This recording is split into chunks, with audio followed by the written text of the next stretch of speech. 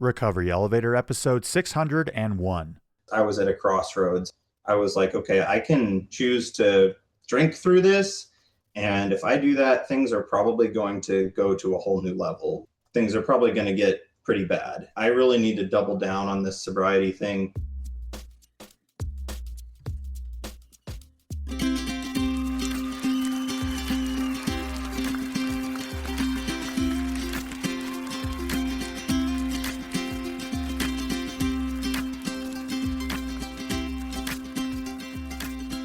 Welcome to the Recovery Elevator podcast. My name is Paul, and this is how we quit.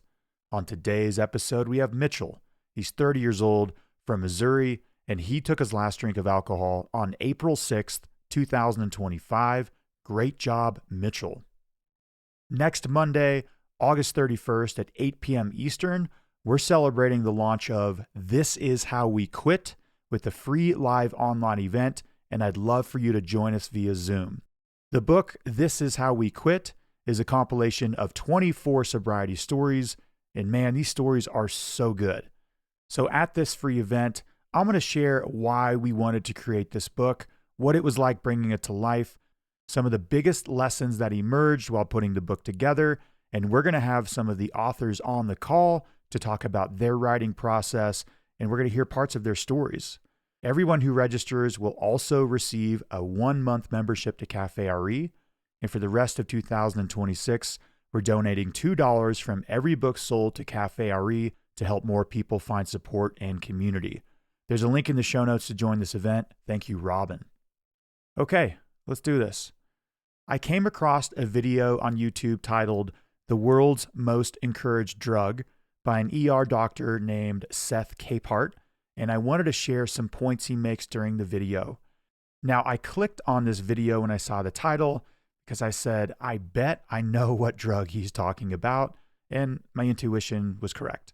So if you want to see the video, there's a link in the show notes. Thank you, Robin. So he starts out saying, there is one drug you can buy at a grocery store that you can drink in a Little League parking lot after a win, served to you at 30,000 feet on an airplane. It gets its own aisle, its own festivals, and has its own identity. A drug that if you choose not to consume it, you're almost required to explain yourself as to why. Now, this drug is alcohol. He gives a brief history of alcohol that we have been consuming it for thousands of years as humans, but it served a vital purpose back then in that fermented beverages with a low alcohol content were safer to drink than water. So the alcohol would kill the bacteria in the water. And some water could kill you back then, think cholera. But as engineers have now figured out to provide clean drinking water for the masses, the alcohol consumption has stuck around. He talks about after the Prohibition period in America, this is from 1920 to 1933, when alcohol was illegal, that marketers, once it was legalized, that they went to work for the next 90 years with one job. And that's creating doubt over the health risks. And they took the playbook from Big Tobacco. Again, they had one job, which was to convince people that drinking a carcinogen, a poison, a central nervous system depressant was not only safe, but they went even as far as to say it was good for you. And they succeeded in a major way. We're talking like $8 billion are spent annually to make sure it is seen everywhere. So, the doctor then goes on to cover what happens when alcohol enters your body. He starts with the liver, which has about 1,000 other important jobs, but when alcohol is ingested into the body, it sends an all-hands-on-deck signal, and it immediately starts to rid the body of this toxin. And every other metabolic process gets put on hold. He talks about why alcohol packs on the weight. So alcohol has 7 calories per gram. This is more than carbohydrates, more than protein, almost as much as fat. And here's the thing, it's all empty calories. It contains no vitamins, no nutrients, no amino acids, and a ton of glucose, sugar. And here's one thing that I have forgotten about. When alcohol is in your system, your natural occurring human growth hormone drops by 70%. So you're not healing your cells, your muscles, or tissue when alcohol is in your system like you normally would. For men, when alcohol is in your body, testosterone drops. For everyone, when alcohol is in your body, cortisol skyrockets. Think stress hormone. The doctor says if you were literally trying to create a hormonal environment that would make you fat, weak, and tired, alcohol would be perfect for that. He then goes on to talk about sleep, which you and me both know alcohol wrecks your sleep. And I mean destroys it. No REM sleep, no restorative sleep. And I have read and heard so many times that the quality of your life is anchored to the quality of your sleep. He then goes on to talk about cancer and alcohol and the causal link. He says roughly 750,000 worldwide cancer cases per year alone come from alcohol. Then the ER doctor gives some first-hand accounts of seeing people coming into the ER in their 40s with destroyed livers, where they are yellow from head to toe. He's treated drunk driving victims, both the drivers and the people hit by drunk drivers. He talks about how alcohol is always in the background to most ER visits. The fall, the GI bleed, the seizure. He says it's the most invisible yet visible problem he's encountered in medicine. He said on the flip side, he's met many patients who have quit drinking, and he has said not one of them has regretted that decision. All right, I want to loop it back to episode 599. This is 2 episodes ago, which is titled Romanticizing the Drink. I'm guessing you already knew some of the health facts that the doctor mentioned in this video, and that alcohol is shit. So next time you find yourself romanticizing the drink, don't forget all the stuff I just mentioned about your liver giving you the middle finger every time you drink, your endocrine system taking a nosedive, your sleep being completely wrecked, and the cancer risks. Bring those images into your brain when you romanticize the glory days. Then think of Brian's passage, again, I read this in 599, about romanticizing, not poisoning yourself. Romanticize your liver healing itself, then effortlessly flushing out toxins from your body. Your cells adequately repairing themselves with the proper nutrients and amino acids.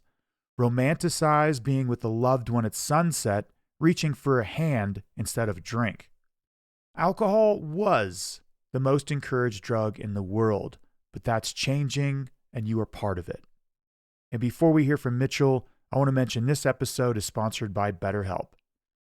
If you've been listening to the RE podcast for some time, you've heard of BetterHelp. This is an online therapy platform that we fully believe in, and that's why we've been working with them for over 4 years. But don't take my word for it. They've got over 1.7 million client session reviews with a session rating of 4.9 out of 5 stars. Incredible. The feedback from people who have actually used the service speaks for itself. And did you know that more than 6 million people have used BetterHelp globally?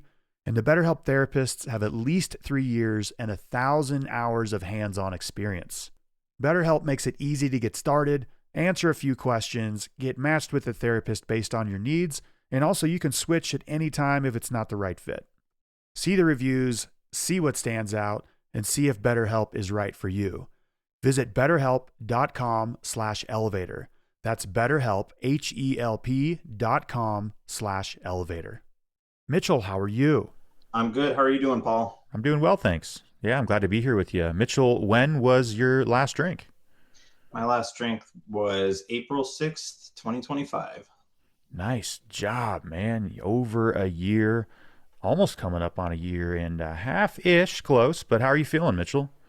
I'm feeling great. Definitely never thought I would make it this far, so I'm happy to be here. You just answered the question that I was going to ask. You never thought you'd make it this far, which is a common line you hear on this podcast. Holy shit, I never thought I would make it this far.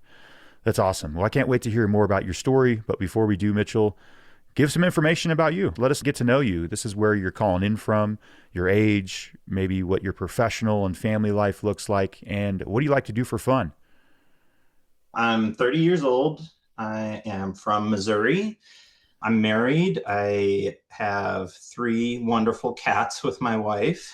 And for work, I am a registered nurse. And for fun, I'm a gamer. I like games of all kinds, video games, board games, card games, that sort of thing. And I've gotten really into fitness recently. So I love weightlifting And actually, next weekend, I'm going to be doing my first ever triathlon, which had been a goal of mine for a while. So I've been doing a lot of swimming, biking, and running, getting ready for that. First ever triathlon. How far is the swim? So the swim is a little bit under a mile, so not too bad there. And then it's about like a 20-mile bike ride and a 4-mile run. Dang, that's awesome. Is this a new hobby in sobriety, or have you always liked to do triathlons? No, definitely a new thing. It had been a goal of mine since I was young. I had two of my uncles competed in one, and I just thought it was the coolest thing ever. I used to love to swim when I was a kid, but I never actually got out there and was willing to do the training for it. So, yeah, it's been super satisfying. Right on. And what's your favorite board game of all time? Got to go with chess, just a classic. Chess. Okay. Yeah. All right. When I said that, I thought of the game Mousetrap. Do you remember that game? Oh yeah, oh yeah, I love playing that. If the thing would ever actually work all the way through, super satisfying. Yes. Yeah, because the mechanisms would break like halfway through, but That's a throwback. yeah. Well, Mitchell, I'd love to hear your story with alcohol. So go ahead and start. I'll jump in with questions. Let's do it. Starting out, my early experiences with alcohol, I'd say were mostly entirely negative. Growing up, both my parents were problem drinkers, which disclaimer, I don't say that to put my parents on blast or anything at all. They struggled with the same problem you and me and so many other people have, but that's just what it was. And I really hated as a kid, like seeing my parents drunk, that like lack of trust. They were kind of unreliable. And once I was old enough to connect, it was alcohol that was the catalyst in that. I hated the stuff. I swore I was never going to drink it myself. And Mitchell, how old were you when you realized, like, wait, alcohol is making my parents, go haywire? it's hard to know when exactly that happened. I don't remember like an aha moment, but probably like, around age like 10 or 11 is when I realized, and when I said, yeah, I'm never going to drink myself. Gotcha. But obviously didn't work out the way I planned. Throughout high school, didn't really drink. I was a nerd. My friends were nerds. We didn't party, do any of that. But my senior year of high school was really one of the toughest times of my life. I went through a pretty intense period of depression. I was suicidal. I felt like I didn't have a place in the world and was just incredibly lonely. And I thought, well, maybe might as well try alcohol, have nothing else to lose. So I started using that to numb some of those like overwhelming feelings I was having at the time. You said that was in high school? Yeah. Yeah. Gotcha. So this was my senior year. So when I was 18. And when you And decided to use alcohol to numb those feelings, was it solo?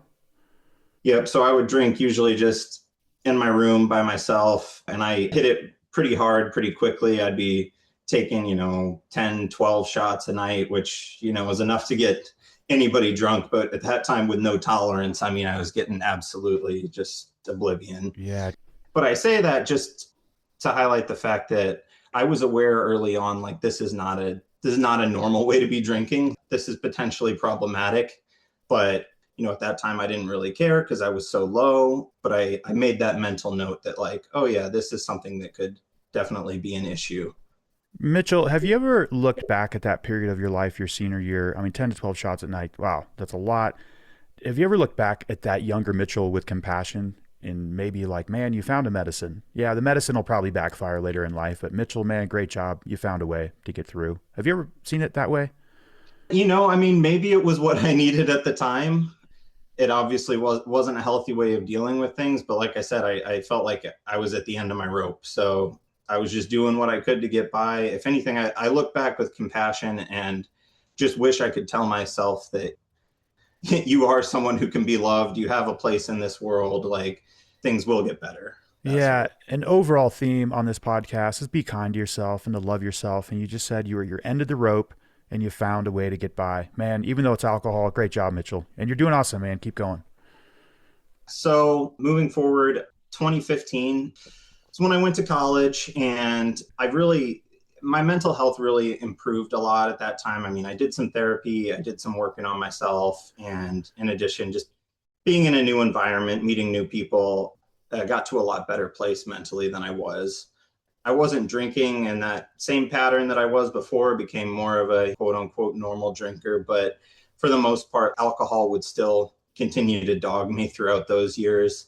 I still always had that voice in my head saying that it was a problem. And I noticed I was drinking more than other people.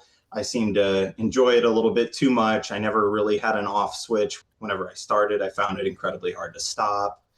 And I also continued to drink alone, and I knew that that was potentially a red flag. So I never really had that period of guilt-free drinking where it's like, this is great, this is the answer to everything, which for a time was kind of a resentment for me because I was like, why didn't I get to enjoy the fun times, But now it's something I've definitely come to see as a blessing because it planted that seed early on, I think, that this is something we're maybe going to have to deal with. And when was it super clear to you of wait a second, this is an issue? I think you said in high school you realized it. You said your off switch was broken. When was it oh crap, yeah, I'm not like the others? It was really early on. I think in high school, I had that idea. And then once I got to college and started drinking socially with others and realized I seemed to go harder than everyone else, I was like, yeah, this is probably an issue. But, at the same time, I would do everything I could to avoid that thought. I would tell it to shut up. I would say, well, yeah, maybe I have a problem, but, doesn't everybody kind of have a problem? Or maybe I can be one of those functional alcoholics where I can keep this at a certain level and, things will be fine. So while that voice was there, I tried my best to ignore it, I would say. Listeners, that's something I want to highlight, which Mitchell just said. There's a voice, and it's usually the deeper you that's saying, hey, yo, we got to do something about this. And you just said you tried to ignore it. We all do. I did. I'm curious to hear when you began to listen to that voice. So I definitely, even when I was a bit younger, had a period of sober curiosity, I'd say. I mean, I remember in college, I was Googling which doctors in my area would prescribe naltrexone. I was interested in that. I picked up the book Alcohol Explained by William Porter, which I read about 5 chapters of that. And it was really speaking to me to the point where I had to put it down because I was afraid it was going to make me quit drinking. I was like, oh, shoot, this is describing me, but I'm not ready for the implications of this yet. So I was definitely thinking about taking action and trying to ditch it, but I wasn't ready yet at the time. Going forward a little bit, graduated in 2019. My drinking kind of continued on predictable lines. Started drinking more. I started working as a nurse. So throughout my whole career, I've always worked shifts, usually working overnights. And that in some ways has kind of, for better or worse, kept me to more of a binge drinker than a daily drinker. So I drew the line in the sand of I'm not going to drink when I'm getting off at 7 a.m. I'm just going to go to bed. I'm going to confine this to my off time. So, I would only drink 3 or 4 days a week, but as a result of that, during those off days, I would hit it extra hard because it was this is my chance. I'm not going to have a chance again for the next few days. So I don't know if that was necessarily a good or a bad thing, that it was more binge drinking than daily drinking. But I just kind of fell into that pattern for a while. And it would be I would have my 3 days of drinking. I would wake up feeling awful, saying, I got to get out of this cycle. I don't want to do this again. But then I would have 4 days off. And by the end of that, I kind of forgot how bad it was. I was feeling good again and I was ready to get back at it. So that was the routine for a while there. Did you reach an acceptance with that routine? Be like, all right, this sucks. I'm feeling like crap. And then 4 days later, it's incredible short memory. It's the ism of this. And you're like, well, I guess this is what it is. And I guess I can handle this. Yeah. I mean, to a certain extent, I was like, things are going okay overall. If I can just keep things at this level, I guess I'll be fine. And especially, yeah, by the end of those several days of not drinking, I was like, was it even really that bad? It wasn't that bad. And I'd be ready to start again. So, but at the same time, I still had the thought that, yeah, there's more to life than this. If I could break out of this cycle, that would be great. I just don't know how to do that exactly. Mitchell, again, that voice of, hey, we got to do something about this. It came with a different narrative of saying, yo, there's something more to life than this, right? And alcohol, if we take it long enough, it's going to give us two choices. Those are life and death. And there's another voice saying, hey, yo, let's go out and see sunsets and go be in nature. Let's go get 3 cats. Let's go find a partner. Let's do that. And by the way, we have seen sightings of this cat. Just the tail would go across the screen. Like, whoa, what is that? That's a cat tail. Yeah. So Mitchell, the voice of like, there's more to life than this. Expand on that. And you didn't push it down. You started listening to it.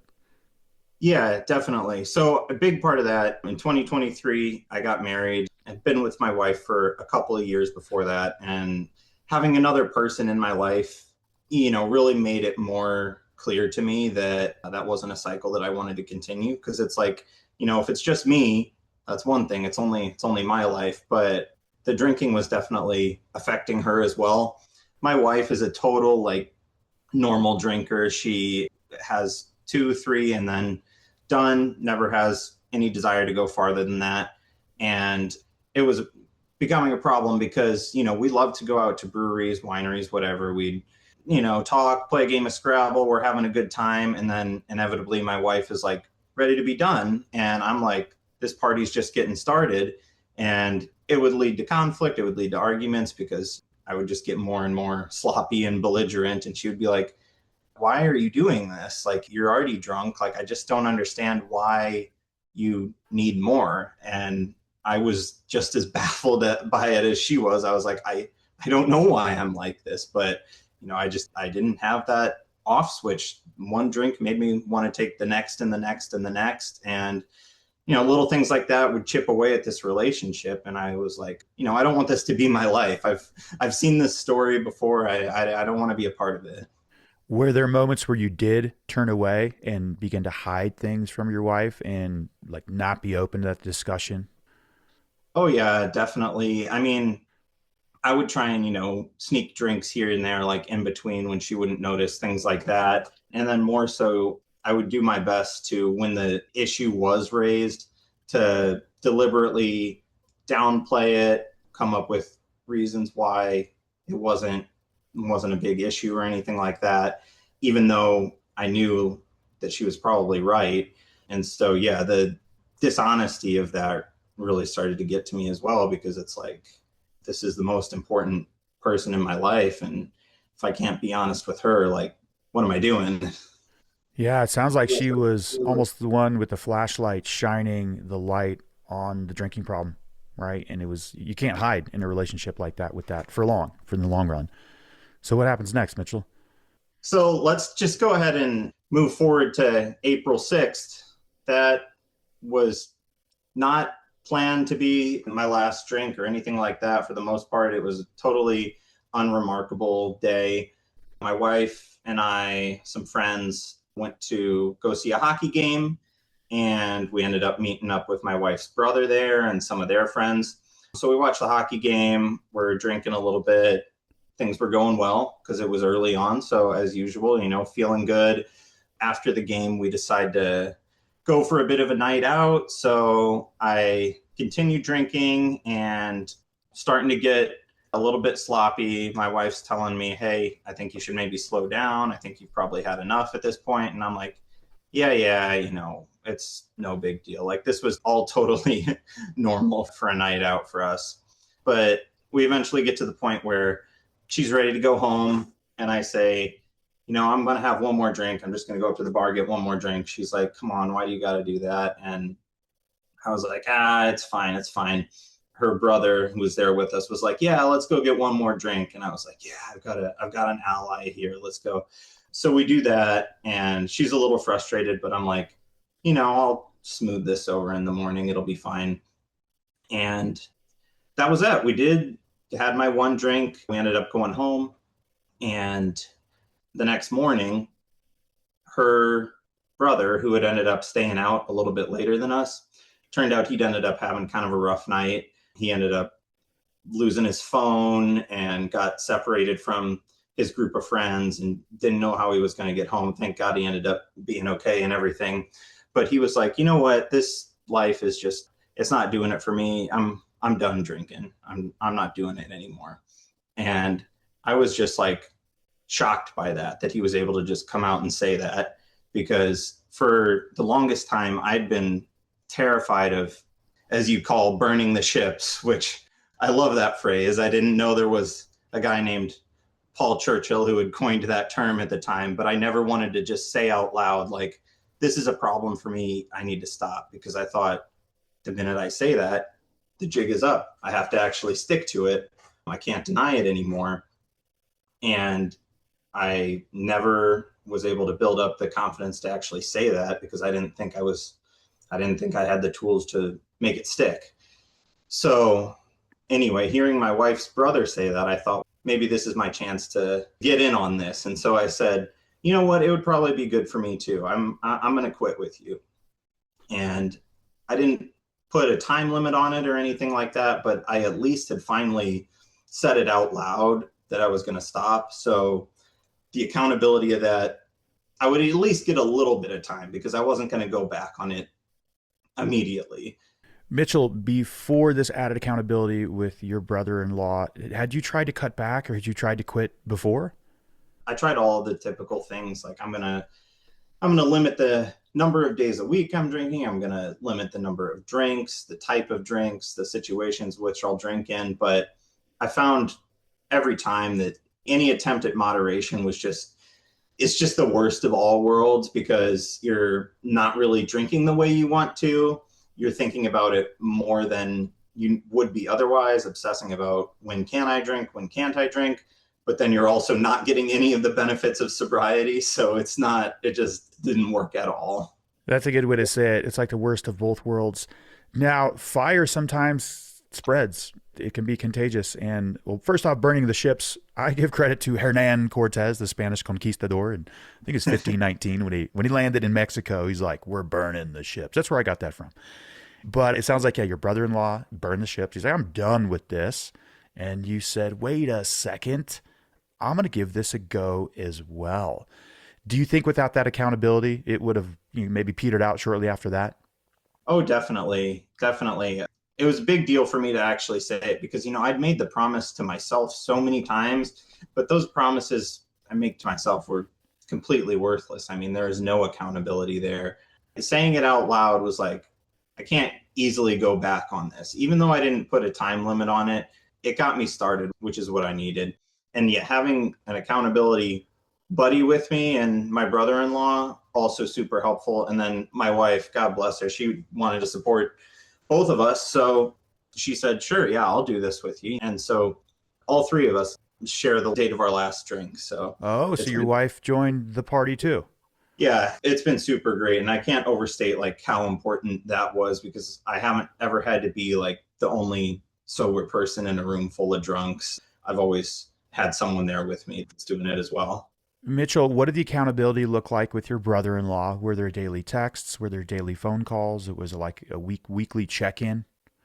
No, I mean, honestly, one thing I really respect him for is his ability to just make the decision and stick with it. So for him, I remember I texted him about a month in, because we can talk a little bit more about this, but the first month or so I found pretty difficult.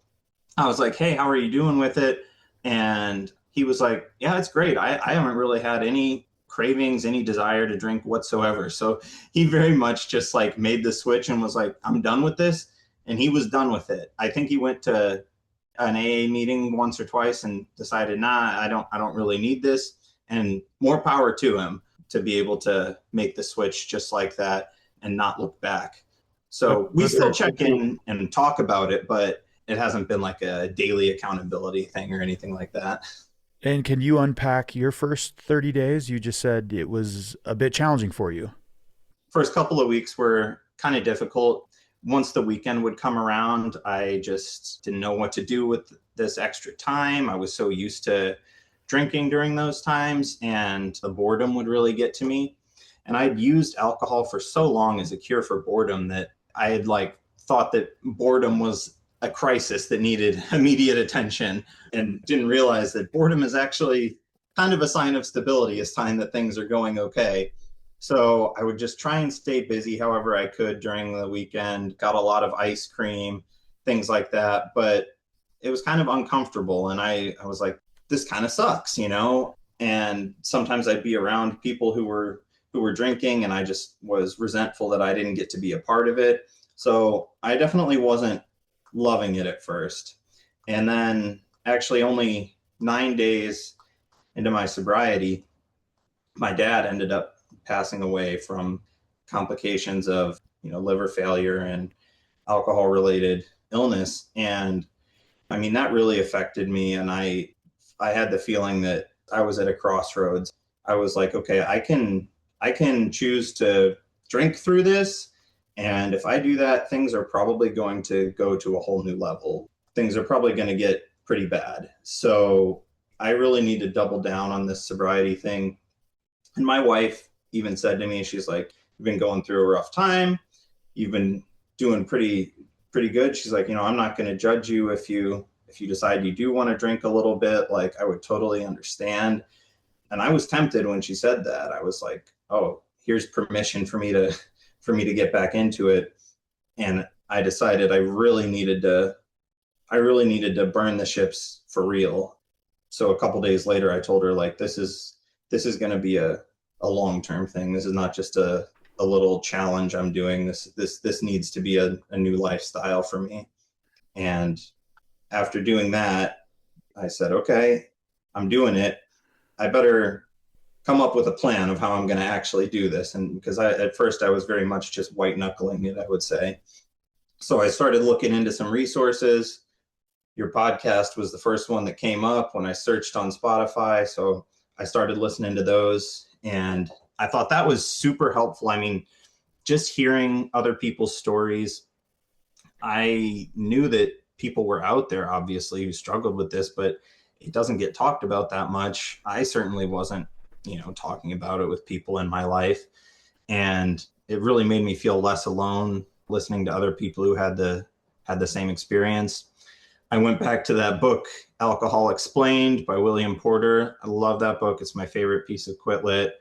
That one and This Naked Mind, which I hear mentioned a lot, were super helpful to me. Those two books were probably the most helpful thing.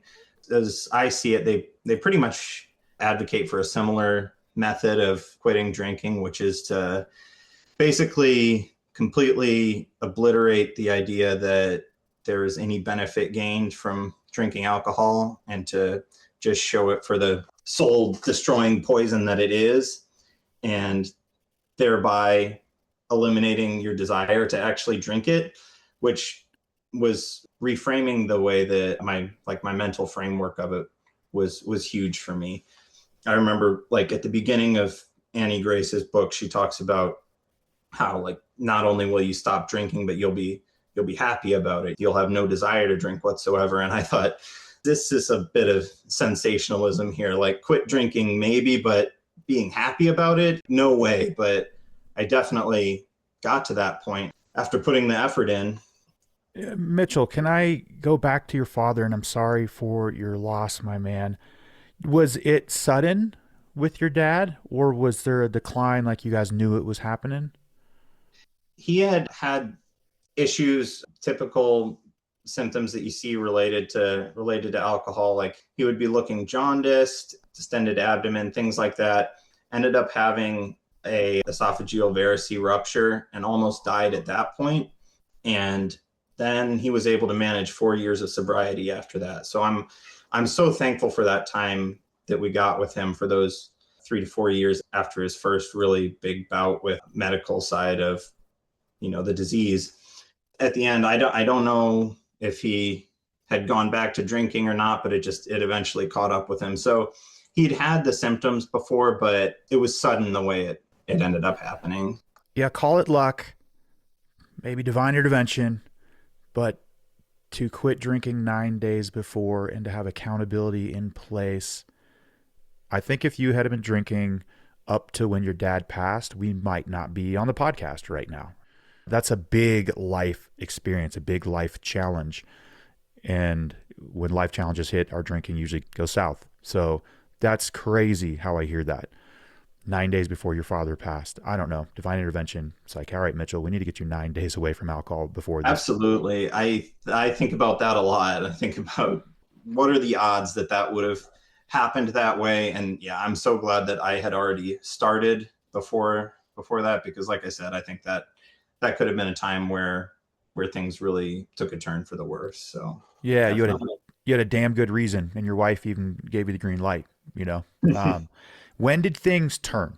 You said the first 30 days was rough, and of course, you're grieving alcohol and your father, Mitchell. Oh my gosh, I want to give that version of you a hug for sure. But when did things turn? When did the fog start to lift? When did physically and mentally you begin to process things? And you can't grieve. Well, the grieving process goes a lot slower with alcohol. When did it turn? When did you start to see the light? I think it was between the 1 and 2 month mark was definitely where that shift started to happen.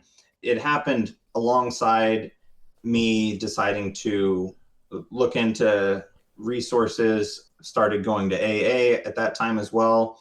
But then also, like you said, simultaneously, I think that the physical healing and mental healing, it takes a little bit to kick in. And so, with that happening at the same time, I think that all of those factors started to make it just a little bit easier. And at the same time, after I get through a few weekends where I'm like, I don't know what to do with myself, you start to fall into more of a routine. So I was getting more and more used to it.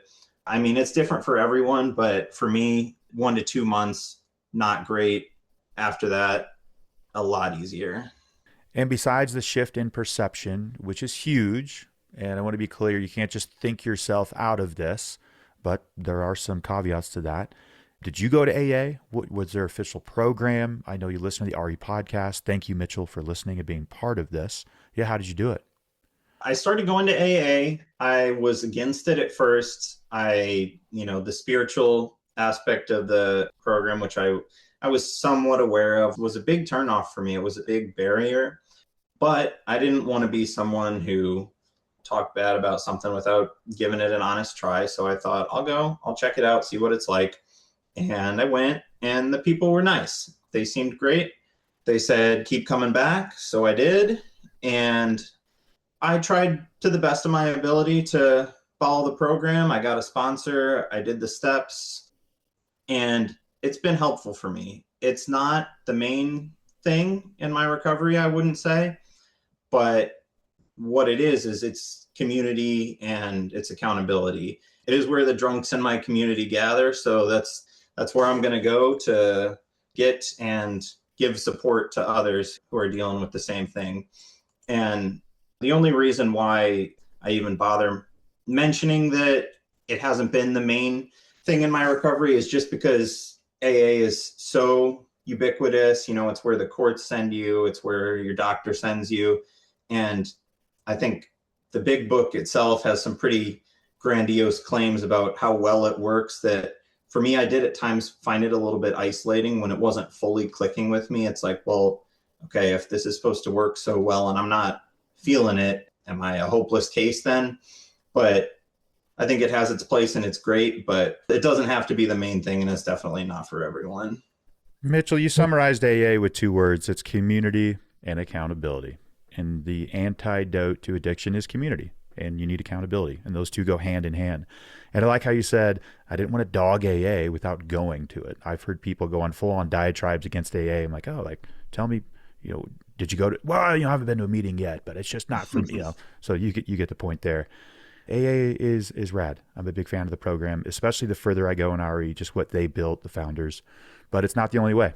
And you have to have accountability, and you have to have community to have a happy, healthy life. So there's so many ways to find accountability and community, right? AA is just one way to do it. How have you maintained community and accountability in your alcohol-free life when you're not going to AA? I have a really good support system around me, I would say, in AA and outside of it as well. So again, my wife doing the sober thing with me has been super, super helpful. I love being able to talk about it with her, and just the fact that she was willing to give it up with me when I never asked her to just means so much. Like I really can feel how she's in my corner there. My sister has also been sober for 10 plus years at this point. I talk to her often about it because she's been doing it for a long time and she has a lot of knowledge and wisdom to share there. So I'm very lucky to have people around me who understand what I'm trying to do, support me in it, and some of them who are walking the same path themselves. Mitchell, earlier I heard, I think, an RN, registered nurse, correct? Yes. What role does alcohol play in the hospital? Meaning, like, how many patients are there that have an underpinning to alcohol? I mean, it's huge. You see plenty of people who are there directly because of alcohol related illnesses, but it contributes to like almost every chronic disease there is. So even if it isn't listed as the reason why they're in the hospital, the effect on our health is just catastrophic with it. So it's really impossible to even quantify, but it's definitely noticeable. Mitchell, did you celebrate on April 7th when you hit 1 year? I did. I don't know if it was the day of exactly, but we had a family event right around that time. And so, me, my wife, her brother celebrated that we'd had a year together. That was really cool. Mitchell, I think the whole point of an addiction is to get us to live in the moment day by day. And there's kind of that cliche that a lot of people shake their heads at in AA, which is one day at a time. And I did it for a while too. But the deeper understanding there is it's 1 minute at a time. It's one moment at a time. And that's where we're trying to just live in general from, not live in the past, not live in the future. Have you noticed anything like that? Like, wow, I just feel maybe I'm more present, or maybe I'm more aware of what's going on in my surroundings. Maybe I'm hearing the birds more. Maybe I'm more conscious. Absolutely. I never would have thought I would say something like this because it sounds so goofy, but one of my favorite parts of my day every morning is getting up, making a cup of coffee and having breakfast. I love breakfast food. I always have, and getting to spend that time just with myself each morning. I am more and more grateful for that blessing in my life. Whereas before, each morning kind of felt like a mad dash, whether I was feeling guilt and shame from the night before, or just the anxiety that builds up over time. I'm definitely have much more ability now to just sit in peace and live in the moment and appreciate those things.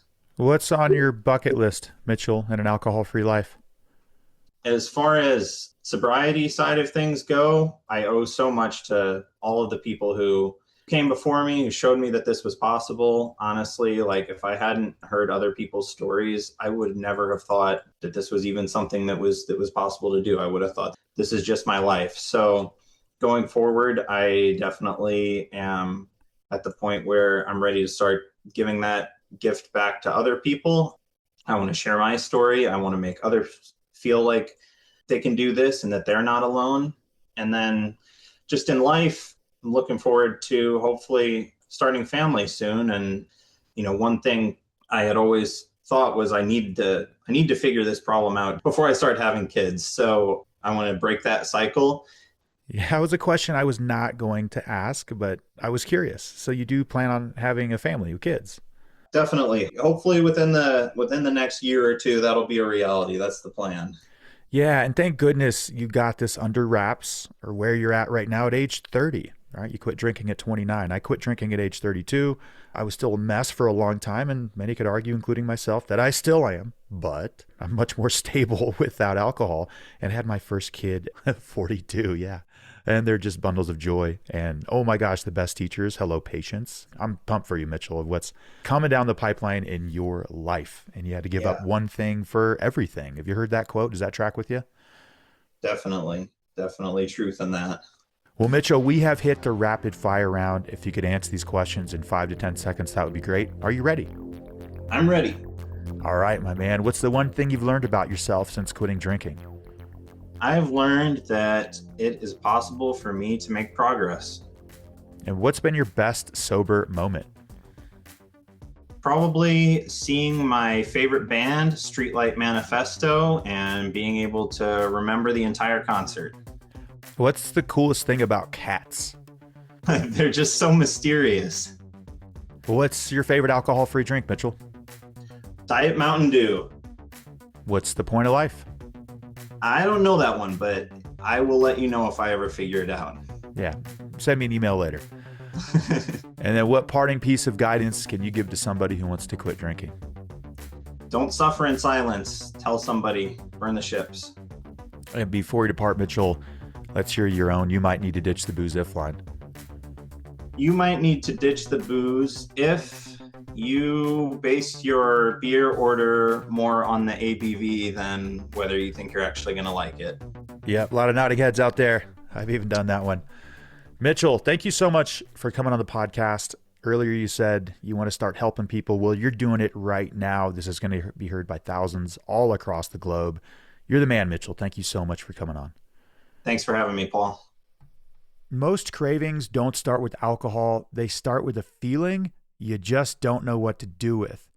Ditching the Booze Emotions is a 4-week live course every Wednesday at September at 8 p.m. Eastern. This is our newest course within Cafe RE that is included with membership. We're going to be covering emotional regulation, shame, cravings, and how to stay present with yourself in sobriety. Real skills for the hard moments. There's a link in the show notes if you want to join. I want to thank our production team for today's episode. We have our editor, Natasha, Robin on the show notes, and Chris on the decks putting it all together. And I want to thank our sponsors.